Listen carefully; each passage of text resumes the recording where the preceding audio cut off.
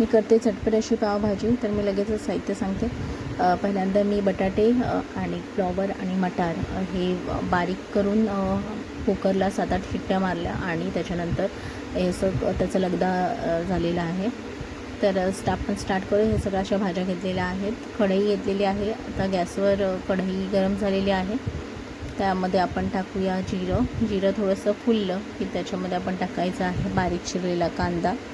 आणि कांदा आपण छान असा फ्राय करून घ्यायचा आहे, असं लालसर होईल तोपर्यंत.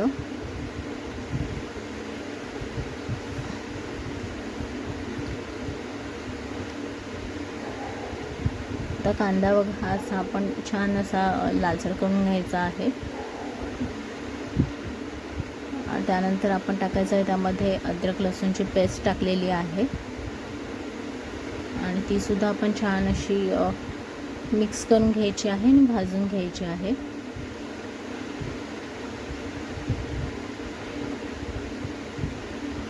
आता त्यामध्ये आपण टाकायचं आहे बारीक चिरलेला टोमॅटो. पावभाजीमध्ये थोडासा टोमॅटो जरा जास्तच टाकायचा.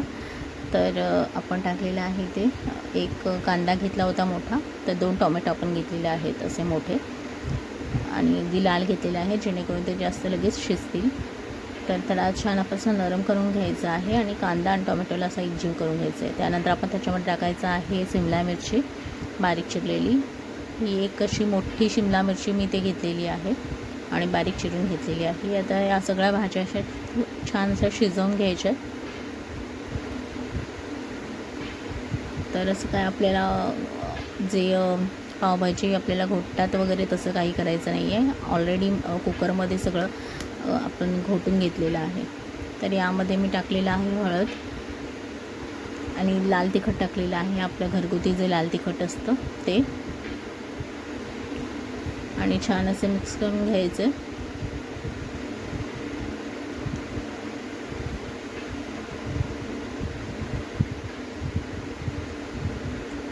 जेवढे तुम्ही मसाले असे छान असे भाजाल तेवढंच स्वाद येतो पावभाजीला. तुम्ही याच्यामध्ये बीटसुद्धा टाकू शकता, बीटची पेस्ट, जेणेकरून त्याचा रंग खूप छान येईल पावभाजीला वगैरे. पण मी ते तसं केलेलं नाही आहे. यामध्ये टाकायचं आहे आपण कोणत्याही कंपनीचा पावभाजी मसाला टाकायचा आहे. तर इथे मी पावभाजी मसाला इथे टाकलेला आहे 1 चमचा. आता पहिल्यांदा मी इथे यामध्ये टाकते पावभाजी मसाला आणि त्यानंतर जेव्हा बटाटा आणि टाकेन त्याचं तर त्यानंतर मी त्यामध्ये सुद्धा वरतूनसुद्धा टाकणार आहे पावभाजी मसाला, जेणेकरून त्याची चव खूप छान येते आणि सगळ्यामध्ये अशी मुरली जाते. तर यामध्ये आपण हा असं घोटलेला आहे जे बटाटा आणि फ्लॉवर आणि जो मटार आहे ते असं छान टाकलेलं आहे, जेणेकरून आपल्याला आता हे स्मॅश करायची गरज नाही. आपण कुकरमध्ये 7-8 शिट्ट्या दिलेल्या आहेत, त्याच्यामुळे ते ऑलरेडी असं सगळं मिक्स झालेलं आहे. तर जास्त असं तामझाम करायची गरज नाही आहे आपल्याला, अगदी इन्स्टंट होतं.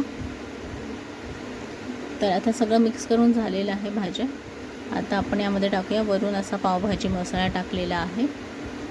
आता हे अतिशय घट्ट दिसते पावभाजी, तर आपण यामध्ये टाकायचं आहे असं तुम्हाला गरम पाणी टाकायचं आहे, जशी आपल्याला कन्सिस्टन्सी हवी आहे पावभाजीची ह्या पद्धतीने. यामध्ये टाकायचं आहे, मी मीठ टाकले. तर पुन्हा छान असं मिक्स करून घ्यायचं.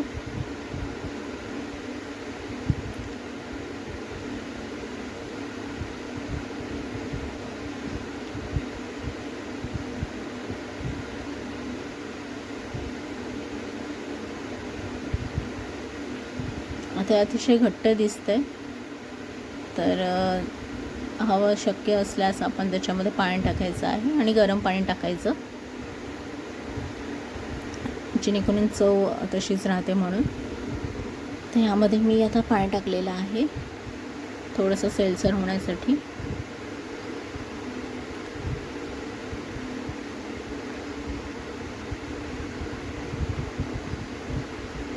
अशी मस्त अशी पावभाजी आपली रेडी होते. त्याला आता अशी आपण एक उकळी आणायची आहे आणि त्यानंतर आपली पावभाजी रेडी आहे खाण्यासाठी. अगदी झटपट बनते, आपल्याला काही जास्त तामझाम करावं लागत नाही. यात टाकायची अशी भरपूर कोथिंबीर टाकलेली आहे मी इथे. अशी मिक्स करायचं, त्याला छान असं मिक्स करून घेतलं.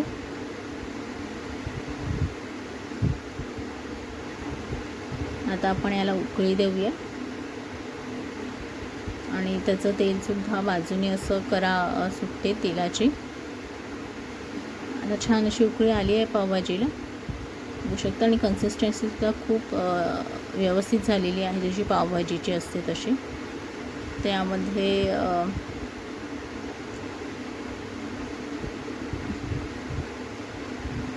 अशी मस्त उकळी आली आहे. तर त्यावरून आता मी टाकते कोथिंबीर आणि गॅस बंद केलेला आहे. बघू शकता आपली पावभाजी रेडी झालेली आहे. व्हिडिओ आवडला असेल तर लाईक करा, शेअर करा, माझ्या चॅनलला सबस्क्राईब करा.